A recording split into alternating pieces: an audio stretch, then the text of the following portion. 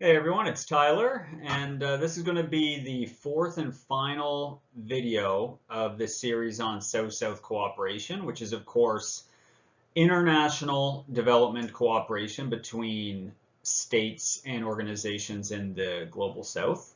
This video is being prepared for my IDS 2103 class at the University of New Brunswick, and it's covering weeks 11 and 12 from the syllabus. This is a course on the institutions and actors of international development, and of course we've spent most of the course talking about northern actors, and now we're talking about southern actors, southern initiatives, which are increasingly relevant in terms of international development.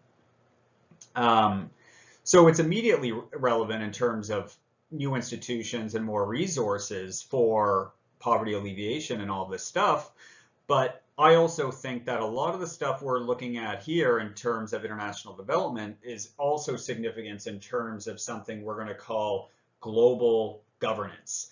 So in this video, we're not only going to look at regional organizations, we're also going to look at this process or processes of regional integration, as well as this concept of global governance. Because I think even though we're looking at international development, what we're seeing is really a consequence of shifts in global power, and maybe what in political science we refer to as changes in that international balance of power.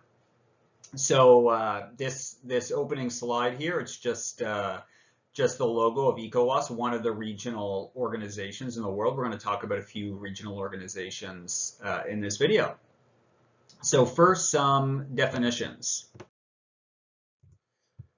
So we need to distinguish between these concepts, global governance and global government.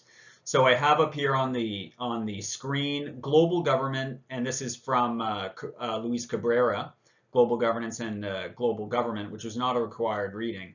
Global government is understood here as a cohesive institutional system of fully global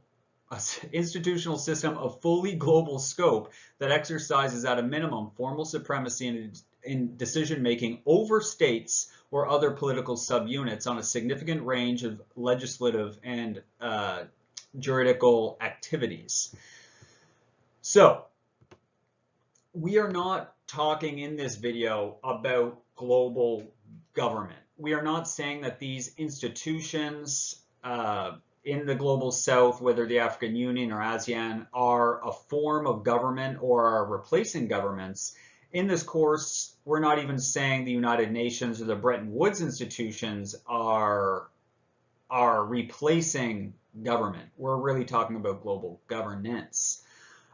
Remember, in this state, we began by talking about the characteristics of modern states, which of course includes that Weberian definition, a monopoly on the legitimate use of force, but it also, along with that, comes with this idea of sovereignty, that governments, states, have absolute authority or the last say to make laws and decisions in their prescribed territories. And global government, states have a government that enforces, upholds, and creates new laws over their territory. The things that we've talked about in this course, although they make decisions that have a lot of importance and a lot of influence around the world, are not global government exactly. But there are some people out there that do talk a lot about the need for global government. So people say, due to all these challenges we're facing in the world right now, of course, this pandemic, COVID, climate change, the economy, all of these things, all of these problems that are out there require action above the level of the state. States cannot handle these problems alone. So maybe some people say, and I'm thinking of David Held, Danielle Archibugi, I might be saying that name wrong, I've never known how to say it, are promoting something like a global government. You can call these people cosmopolitan theorists. They say, because of the world we live in, we should be working to create a kind of democratic global government in which the decision-making power of states will in some way be transferred. States will not disappear, but their authority will be transferred to global government. And that's not exactly what we're talking about here. Although some people do look at these processes we're talking about in this video of global governance as a kind of stepping stone even towards something of a global government. And of course, even if you look at the formation of states, how France was created or whatever European state in particular was created, they weren't created in a day. They were created over time, and perhaps this is part of that process. That's, some people might say that. Moving forward, so what we're talking about is global governance, and again from Cabrera, and hopefully I'll read this better, will be understood broadly as a purposive and continuing coordination among actors in the global system to address specific problems. Actors involved in such coordination can include states, international organizations, non-governmental organizations, transnational lobbies and activist groups, professional networks, and others. So really, in this course, we have been talking about the global governance of international development, and now we are focusing more on how that governance is increasingly shifting towards powers and states in the global south. So again, this global governance refers to this idea that at the global level, at this level above the states, even though it's not the case that there's a government above states able to make rules that they must follow, that there is still the development, the co-development of these rules, protocols, and norms. Some people say that these do nothing, they're meaningless. States can ignore them so they have no meaning. That's more of the realist view of international relations, which I think is fairly outdated in many ways. But maybe, these things that are happening, they might be lopsided, they might be unfair, they might be unequal, they're motivated by political, economic consideration, sure, but sometimes by compassion, solidarity, and otherwise. But global governance is this idea that processes of collective decision-making are occurring across all kinds of sites, all kinds of organizations above the state level. And this is an increasingly popular concept in political science. And, you've probably heard about it in another course, and you're going to hear about it more in the future. So what else did I want to say about this? One thing I will say, and I just brought it up, that people talk about global governance and global government almost as if it's something needed because of globalization. The problems in the world are globalized now. They're uncontrollable. Globalization is this uncontrollable thing, and now states need to respond. I would say that, of course, globalization is something that is interesting to look at, but a lot of things we talk about when we talk about globalization, particularly economic globalization, occur because of global governance. It isn't the case that globalization happened behind the backs of human beings and we catch up with global governance. In this course, we talked about how the neoliberal era, the debt crisis of the 1980s, all these kinds of things were created because of a particular global governance system. The Bretton Woods systems, the United Nations system, they fit into the creation of a kind of world that ultimately led to all of these various things, to a globalized capitalist world market. It isn't the case that this thing just happened behind the backs of those institutions. Those institutions that we have talked about in this course at length are a product of globalization. When you're taking a course in globalization, you're really taking a course in, the consequences of the UN Bretton Woods system, or the post-war system. So just to say that, other terms that we talk about when we talk about global governance, and we've talked about them in this course, is multilateralism. So this idea that states can and perhaps even should work together. They should work multilaterally within multilateral organizations like the World Bank or the UN to solve collective problems. So it's almost it's a principle as well as a process, multilateralism, working together to solve these global problems. So what do I have here? Global governance can also then be kind of considered as an additional layer of government. Maybe not government, as I said, but a layer of consultation, a layer of decision making, and a layer of expertise that is increasingly significant, particularly as things are happening out there that are just so complex, that require concerted effort and require expertise that maybe a lot of governments out there actually cannot handle on their own. And the UN is certainly the hub of, so this video is on South-South cooperation. The UN, which we've covered in the course a lot, is of course a hub of global governance, just like the Bretton Woods institutions were. The WTO is a hub for global governance for trade. The World Health Organization can be considered a hub for the governance of global health. Global governance can cover any kind of issue, and it can also occur across many sites. Even though the UN might be a site of global governance for economic or development thinking, the African Union can also be a site of global governance for certain things. So it can kind of occur across various sites. It's not this homogeneous kind of thing. It just describes this very decentralized process of consultation, of decision making that's happening around the world.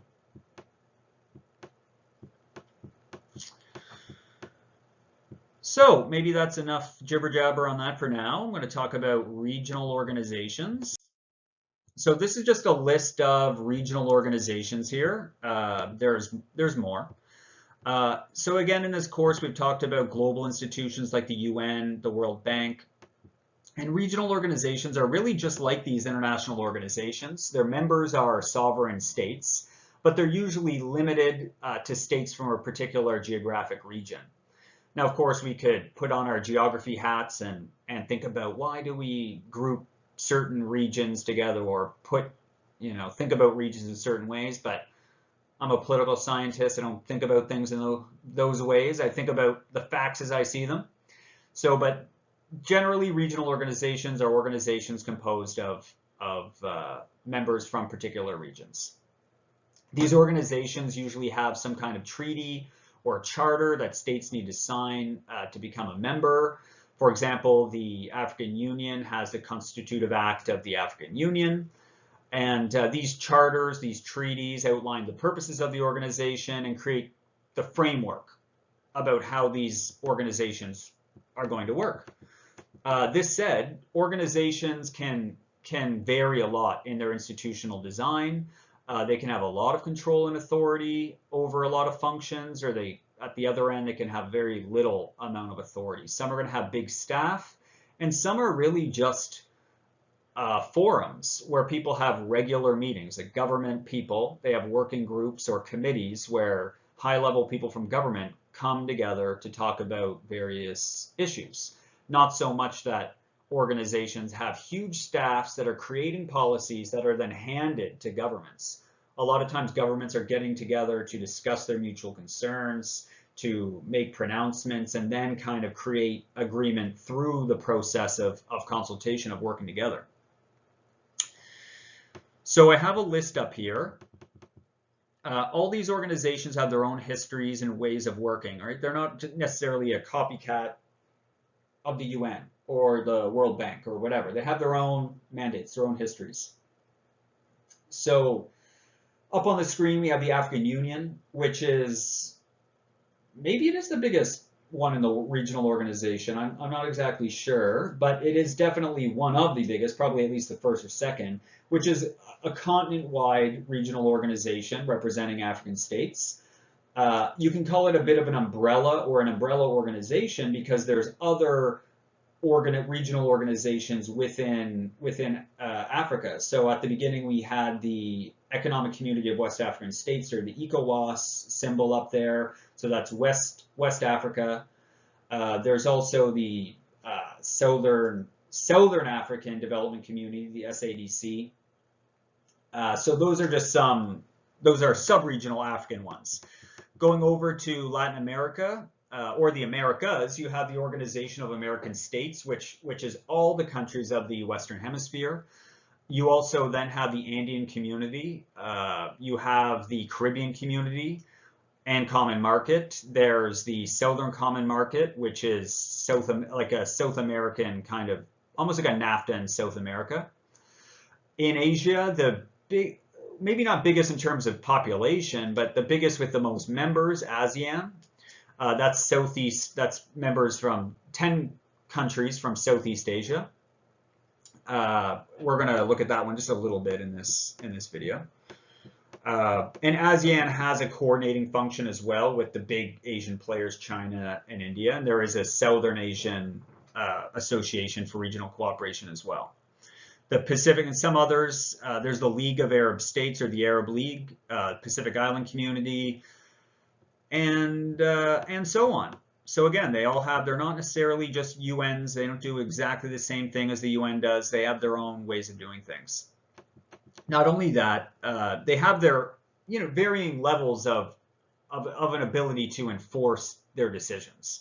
And that goes with the UN too. I think we know, and people critique the UN all the time, they can't get anything done. They can't stop the war in Syria. They can't stop the global migration crisis. So all these organizations have that same issue. Again, in the world we live in, states are thought to be sovereign. The buck stops at states. That's how that's how we've thought about politics for the last many hundreds of years. States are the final word on things.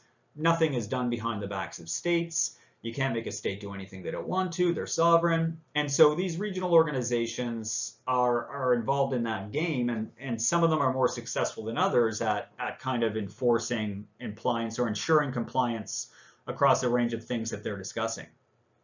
So they can talk about anything. These organizations can do whatever their members want. They have the authority that their members give them. So they can talk about economic development. We're talking about international development in this course. So they can talk about economic development, particularly trade agreements, and that's what we're going to talk about a bit more in this video. They can also talk about social policy. So they can create technical standards. They can have working groups for sectors like health and education. They can talk about the environment, create common environmental standards. They can be very political, obviously. They can coordinate on foreign policy. They can coordinate on security, on disarmament, on refugee and migration. The African Union has probably more progressive language in their conventions on refugees than anywhere else. So they can talk about a range of issues. This next slide, what was the authors again? Borzel, Hulen, and Lohas. This slide just gives a little bit of an indication across these four kind of topics about, the degree of governance transfer in particular issue areas for just a few regional organizations, and the acronyms are up there. So they look at democracy, human rights, rule of law, and good governance. The plus signs indicate the intensity of governance transfer per issue area. So more plus signs means they're prescribing more detailed standards in that area, and less means they're doing less. And as you can see, the most uncommon area for all of these organizations that they're deliberating on. So the thing that they're focusing on less, these regional organizations, is rule of law, followed by good governance. So that stuff is very particular to the inner workings of a country. That's really saying, how democratic are you? Are you respecting human rights? How are you treating political prisoners? Or do you have political prisoners? So that's the kind of level this is talking about here. And you can see a lot of these organizations have very little interest in that. So remember back to those Bandung principles, those foundational principles of South-South cooperation. States were very adamant to say we uphold sovereignty and we want to cooperate together, but we do not want to interfere in the politics of other countries. Do not interfere in our politics. So you can see that in the issue area of law and governance, this is a bit of a sensitive area. Democracy and human rights, however, is a little bit more palatable for some of the organizations. But you'll see with the Arab states and the ASEAN organization, they have the fewest amount of prescriptions. And those states, the Arab nations, and particularly these ASEAN states, very much uphold those principles of non-interference. And in fact, ASEAN, we'll talk about it, they have what they call the ASEAN way, this idea that we have our own way of doing things based on our own cultural values that are different than Western values, and that's why we work the way we work.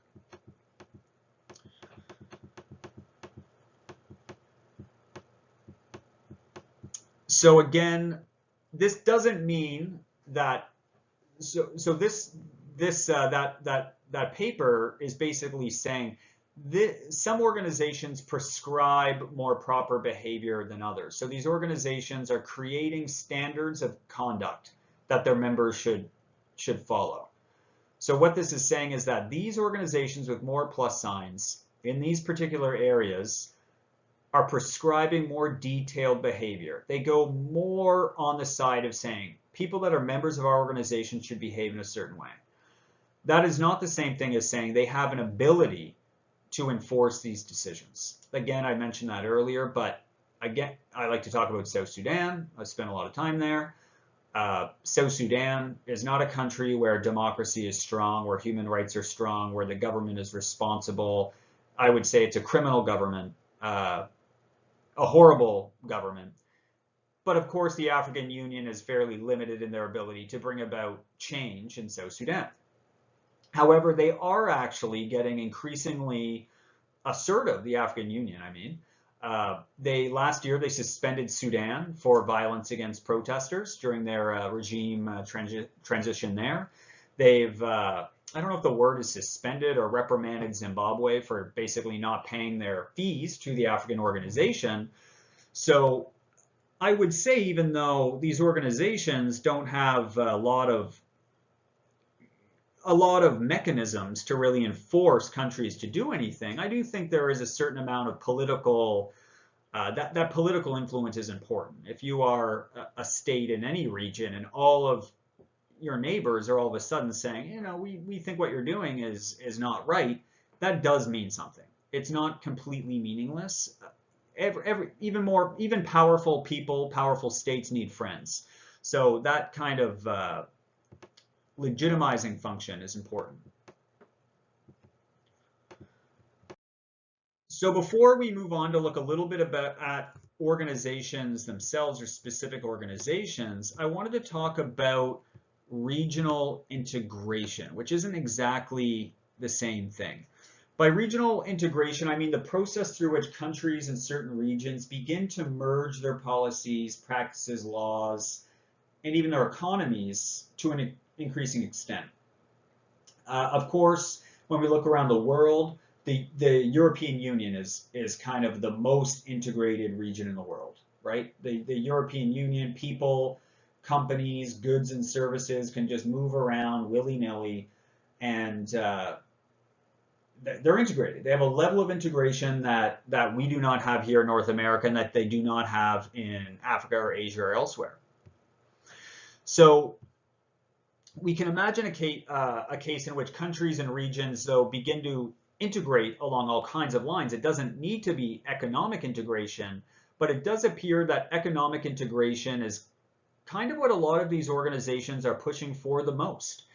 We're going to see that when we look at these organizations. It seems that they're really talking first and foremost about economic integration, and it seems to me that this economic integration is kind of almost like I don't know if it's a necessary step, but it's a step towards all kinds of other integration across all kinds of other lines.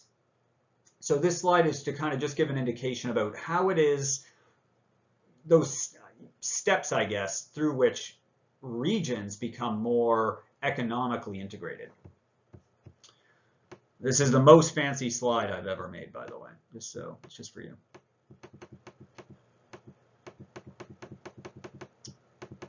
So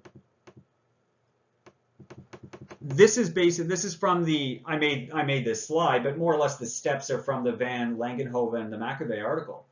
So they talk about 4 steps for economic integration, and they kind of make the point that this economic integration is necessary for creating a kind of political identity. Like through this integration process, you create common interests, you create common goals, and you create a common identity.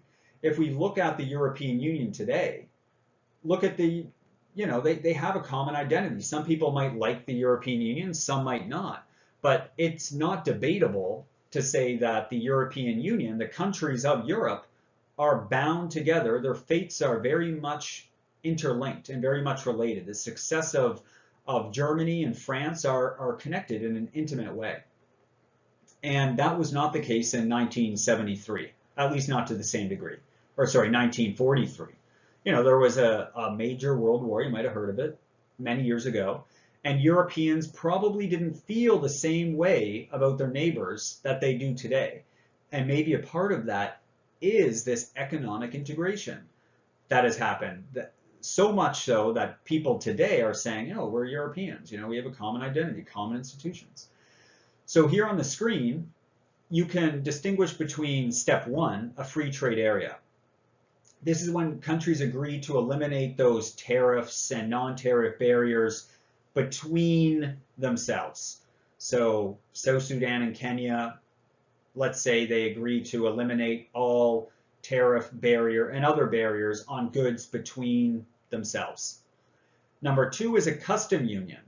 So that's when they agree to eliminate those barriers, but then they agree to place the same rules and regulations and restrictions on countries from outside of their group.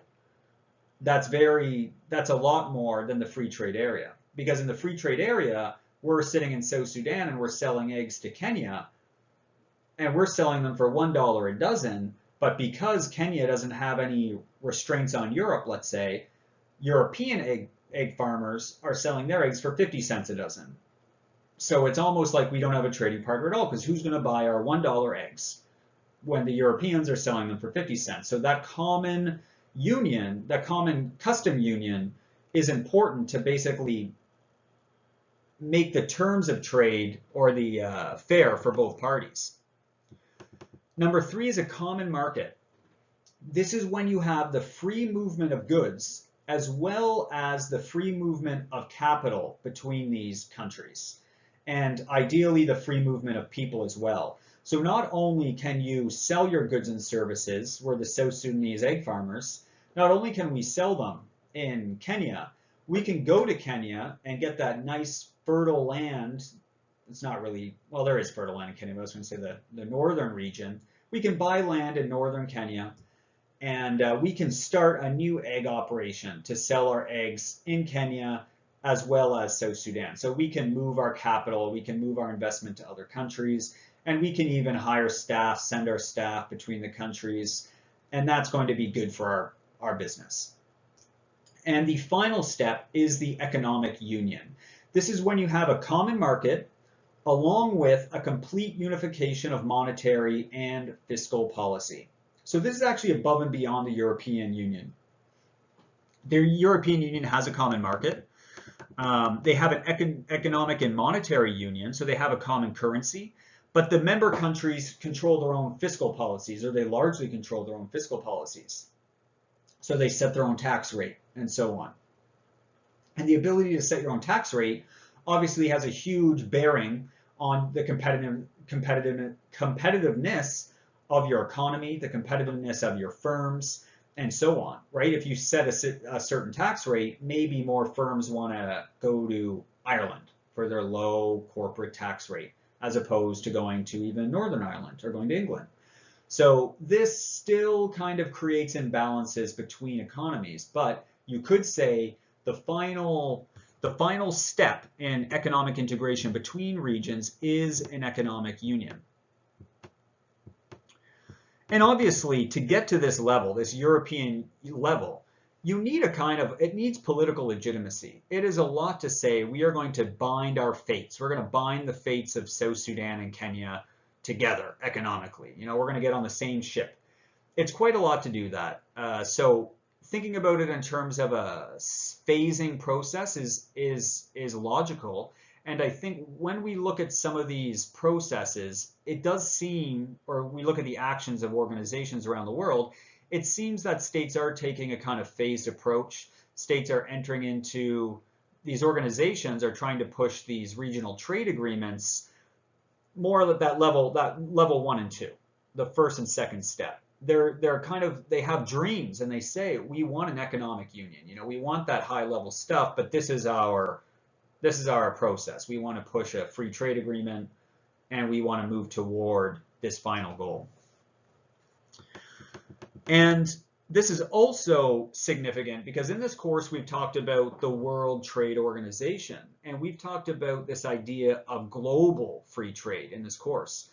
So the World Trade Organization is out there and they are promoting global free trade agreements. When states go to the World Trade Organization, they are not going there to negotiate their regional trade agreements together. They're going there to add to that list of goods and services that's out there in the world to reduce tariff and other barriers on those. They're trying to add to the list of, add to that list of goods and services that they can agree to make free. And over the last 20 years, the World Trade Organization has not been doing very well. Since the Doha round, they have made no progress really on the global free trade agreement. And actually what you've had over the last 20 years is the rise of regional trade agreements. So today you have over 280 regional trade agreements. And the WTO does not really like this. They don't want there to be regional trade agreements. They want there to be a global free trade agreement. But this is what's happening. We're having the rise of kind of regional integration, global trade agreements, and so on. So this is kind of a significant process. So let's look at some of these organizations. ASEAN. So those are the 10 ASEAN countries: Southeast Asia, Myanmar, Thailand, Cambodia, Singapore, Indonesia, Laos, Vietnam, Malaysia, Brunei, and the Philippines. And that is the flag in the bottom.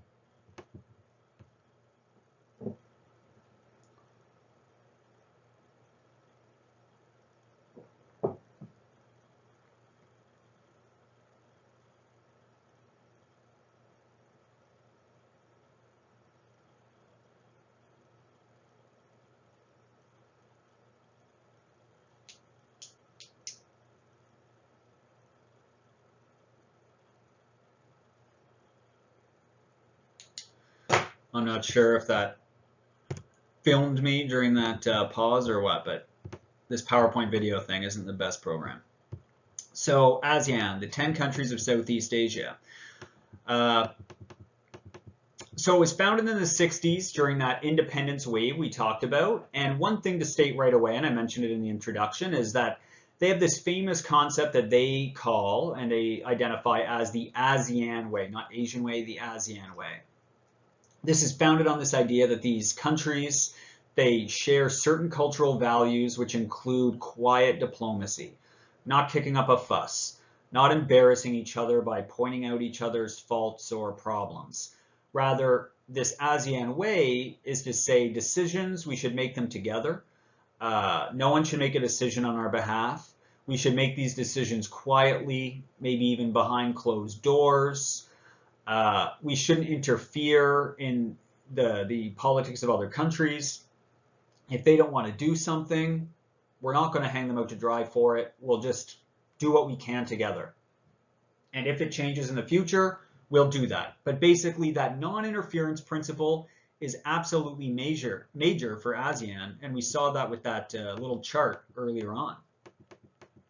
So some of the things they focus on, they say they have three kind of communities, ASEAN communities. So they have the political and security community.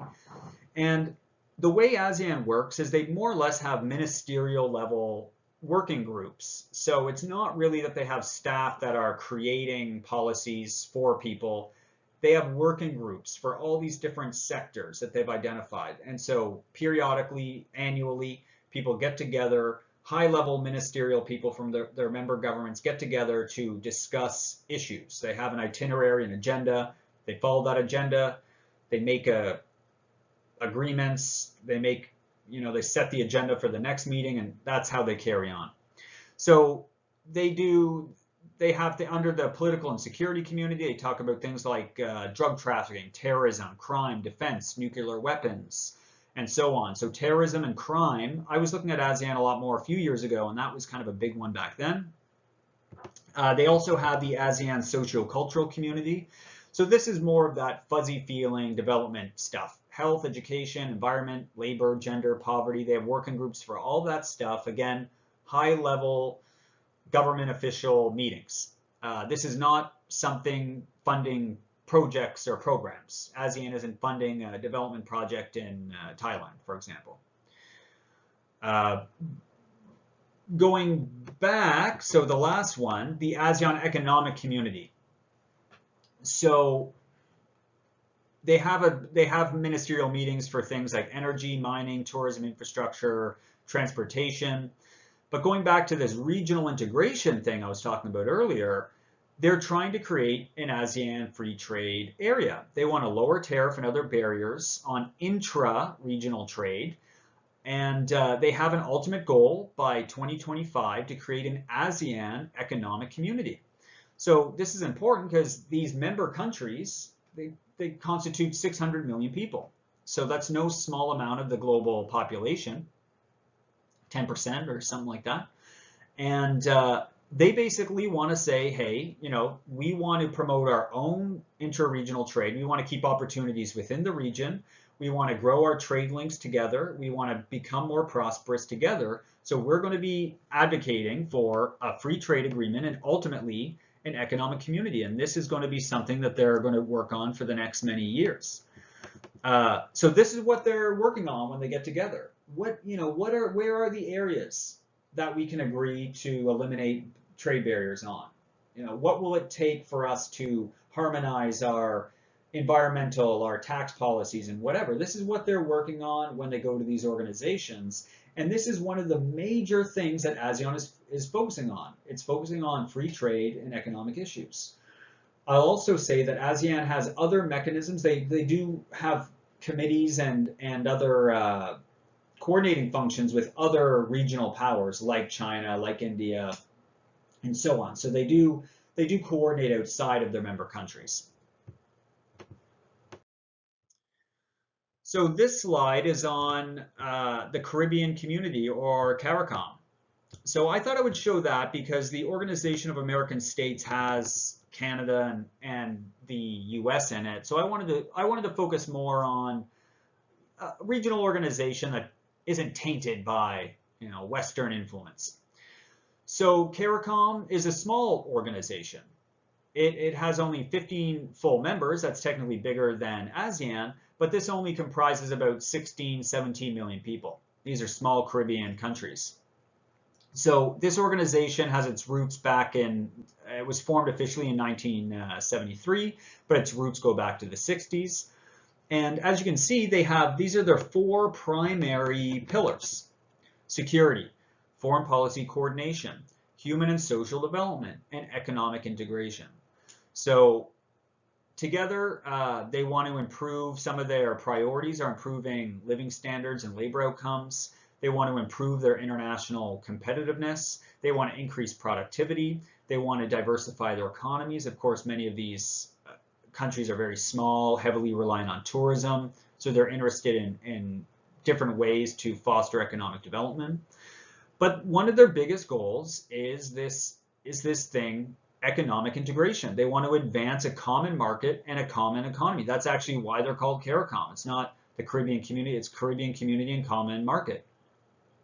So another indication that one of the regional organizations out there, they're working together to promote their economic unity, their economic integration, believing that this is what will be best for their development. Let's get to the big dog, the African Union.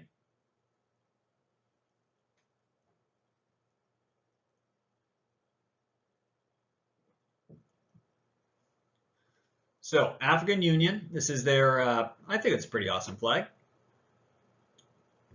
So I'm just going to skip to the next slide. My thing keeps freezing. So as I mentioned, it's one of the world's major regional organizations. Go to their website. You're going to find they're active in every single issue area: human rights, agriculture, peace, security, refugees. And unlike some of the organizations, they go a little bit deeper than other organizations. So they don't just have these working committees, these working groups. They actually have their own programs. They're actually trying to run their own programs. They have more staff. They're trying to get a bit more involved and a bit more hands-on. So in terms of international development, I would say a little bit more significant. Now, a lot of I really like the African Union's ambition, and a lot of their activities and their functions are all framed under this Agenda 2063. So the reason 2063 is because they launched this plan. It's a 50-year plan that they launched in 2013 to promote sustainable development, and to also not just promoting sustainable development, not just promoting common prosperity, but to promote what they call a Pan-African drive for unity and collective prosperity. And they're calling for things as like an African Renaissance. So they're saying, we want to be prosperous, but we want to be, Pan-African. We want to have a cultural African Renaissance. We want to be a major, confident player in the global sphere. So I think it's a pretty remarkable. So they want sustainable development. They want higher standards of living, quality education. They also frame a lot of their goals in terms of the Sustainable Development Goals. So yes, this plan goes further than the 2030 agenda, but they are framing what they're doing in terms of sustainable development. And these other organizations are doing the same. So a lot of the terminology and the goals that people are shooting for are directly saying, okay, this is going towards the UN Sustainable Development Goals. So they call for good governance, democracy, human rights, the rule of law, peace, to be, as I mentioned, an influential player in the world, and one not dependent on foreign assistance. So they want to fund their own development. They want to have their own development institutions. I really like this idea of the African cultural renaissance and this Pan-Africanism. So bringing cultures and peoples of Africa together under one ideal. So this is obviously easier said than done. Africa is a diverse place of many cultures, but remember those Bandung principles we talked about. This idea that working together, people might be different. All these southern countries around the world said we might be different. We have our own perspectives, our unique histories, but we want to work together to advance our mutual goals of prosperity and self-determination. So here within the African Union, you really see that progressive language, and I think that's pretty significant. So keep that in mind. So this slide here shows, this is one of those fancy photo op kind of things. So again, one of the African Union's primary objectives is to promote free trade. To promote African free trade, to promote these common market kind of ideas. So this is an announcement to say that they had started the launch of their operational phase of the African Continental Free Trade Area. So that means that at this point, 20-something countries had come on board. They're operational with this new free trade agreement. And all of Africa's 55 countries are expected to ultimately be a part of this free trade area. But that is to say that Africa wants to create a free trade area that would cover 55 African countries. That would involve 1.2 billion people. This would be the world's biggest free trade area. And they don't just want a free trade area. The goal is a single market and perhaps even a common economic community. So something kind of like the European Union, where goods, services, firms, and people can move around the continent. And, this would involve, obviously, a lot of coordination and harmonization across all kinds of things. It might ultimately require a common currency. It might require combined fiscal and monetary policies, a common banking institution, whatever. But this is the goal, and the free trade area is one step in that. And this is powerful. People within this organization, members are getting together in these organizations. They're having photo ops. This isn't a dream. Exactly. This is something that is real, that is concrete, and that is in practice, and people are putting the wheels in motion within these regional organizations to say that our continents are going to be more integrated than they were before. And I think this is very significant. So is this my last slide? No, I had